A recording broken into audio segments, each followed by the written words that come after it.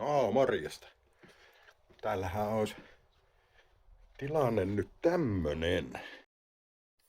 Elikkä siellä olisi kone paikallaan. Siitä nyt en kerennyt kuvaamaan sen enempää videoa, kun eilen tosiaan kävin hakemassa koneen sieltä koneen tekijältä ja kaverin kanssa saman tien nostettiin se sitten tuohon paikalle, että se on nyt vaan hököllää siinä. Hököllää sen verran, että yhdellä startin pultilla on kiinni, kun huomasin, että muut mutterit ja se yksi pultti oli, niin täällä apulainen juokse jäi sinne koneentekijälle, kun minulla oli ne siinä lohkossa kiinni. Ja eli tää kone nytteni, siis se rupesi silloin pitämään sitä kalkatusta ja sieltä paljastui, että nokka-akseli ja nostajat oli hajallaan. Miepäs voin näyttää, minulla on tossa itse asiassa tuo nokka-akseli, mikä siellä oli. Niin tuo takapelti vielä. Niin sieltä oli tosiaan, mitens minä saisin? Nokka on kulunut tälleen. Tuo oli sisuhte ja tuo. No ei kyllä sinkkiä. Mutta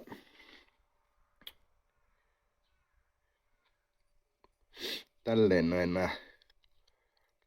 nää nokat ja kulunut. Ja nostajia minulla ei nyt ole tässä, että se heitti suoraan roskikseen. Ja sieltä oli kuulemma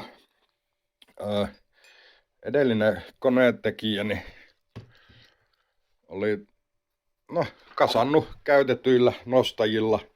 Tuo oli joku Empin nokka. Ja siellä oli alkuperäiset nostajat ollut, mitkä ollut käytetyt, ja niitä ei ollut ei ollut raskittu ilmeisesti vaihtaa. Ja se oli sit syönyt noin nokan tommoseen kuntoon. Ja nostajista kahdesta puuttu kuulemma kokonaan melkein se lautanen siitä nostajan päältä. Ja sitten niin no tietysti sylinterit hoonattiin ja ne oli hyvässä kunnossa, että sylinterien hoonaus ja uudet männänrenkaat ja kansien tarkastus.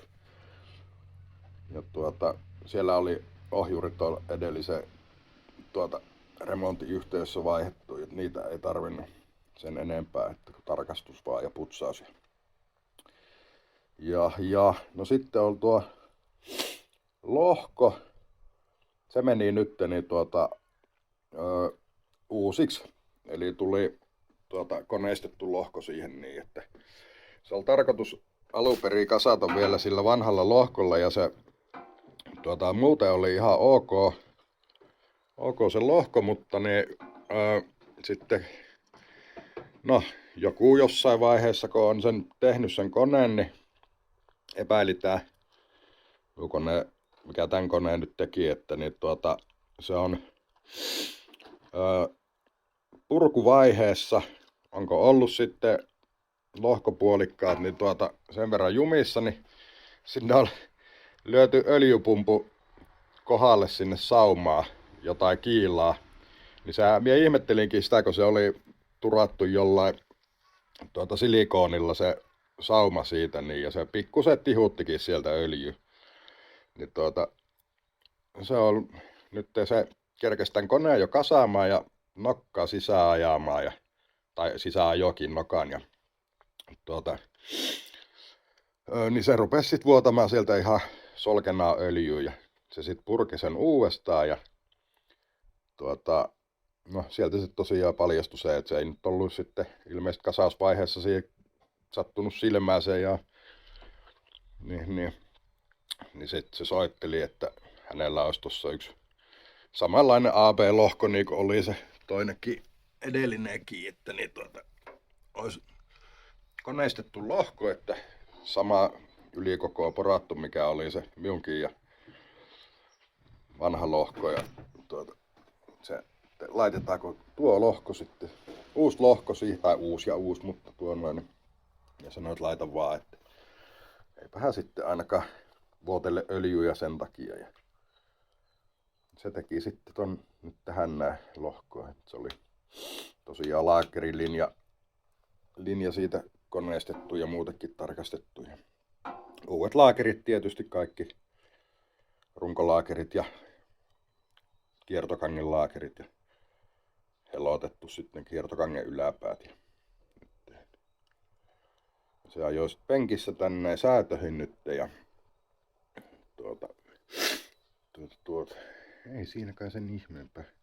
Kytkin pinnan koneisti vauhtipyörästä ja kytkin on vielä sama vanha, se oli ihan hyvä, siinä ei ollut mitään. Mut nyt minun pitäisi ruveta laittelemaan tätä paikalle, pitää lähteä käymään tuossa pulttikaupassa hakemassa nuo kiinnityspultit tuohon noin, tai pulttia ne 2 mutteria, että ei ollut ainut kun tuo startin tai pultin sain vaan nyt laitettu eilen. Sen takia se on tässä vielä tunkin varassa. Joo. Eikä siinä. Ruvetaan touhumaan kohta, me lähden nyt hakemaan niitä tarvikkeita. Katsotaan sit lisää. Joo, eli täällähän olisi nyt laitettu. Milloin on jäänyt valo? Täältä puolelta nyt on tuo lämmönvaihtimen tuo putki paikallaan ja samaten niinku tuolta tuo pipu ja sit tuo, no se jäi nyt tonne lämmönvaihtimen systeemin taakse tuo bensasuodatin, no siellä nyt ja kone on tosiaan kiinni nytte. Ja no toiselta puolelta kanssa tuo lämmönvaihtimen putkit on paikallaan ja vaijerit siellä, niin nyt tähän se pitäisi ruveta sitten niin täältä puolelta laittelen näitä systeemeitä. Minä oon tässä rauhaksiltaan tehnyt, kävi välillä syömässä ja muuta. Vettäkin rupesi satamaan ihan urakalla. Näitä näin. Varmaan ekana nyt nuo johot tuosta noin hässäkät laturille kiinni. Akun laitoin latautumaan justiinsa tuossa noin. Ettei käy se perinteinen, kun rupeaa starttaamaan käyntiin, niin akku tyhjänä heti. Niin. Semmosta. Jatketaanhan hommia.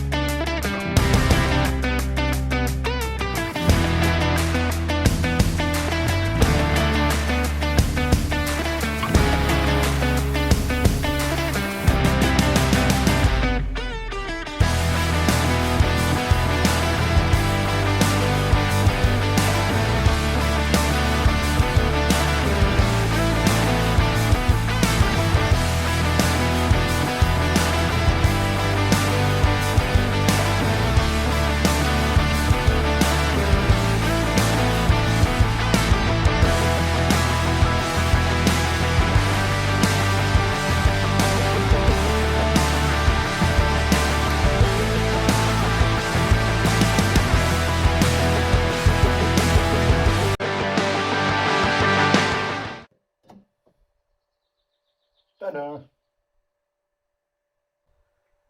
Noin. Puolan johto on kiinni, öljypaineanturin johto on kiinni. Laturin piuhat on kiinni. Tulpajohot ja muut on kiinni. Bensaputkiletku on kiinni. Ei kai siinä muuta kuin lyödään akku kiinni ja katsotaan mitä käy, kun käännetään avaimista.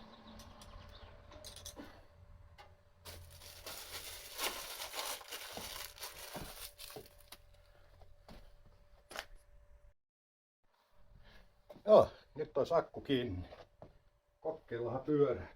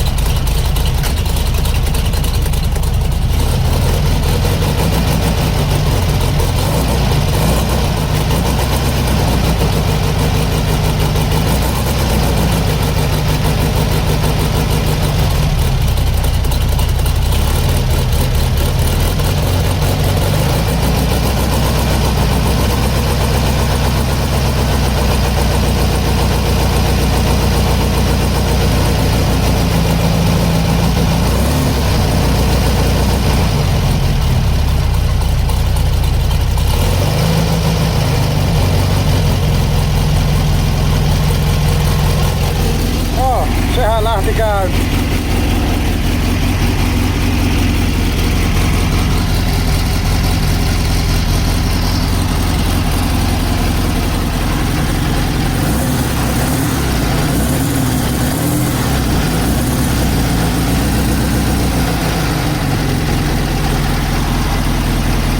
Hyvä juttu.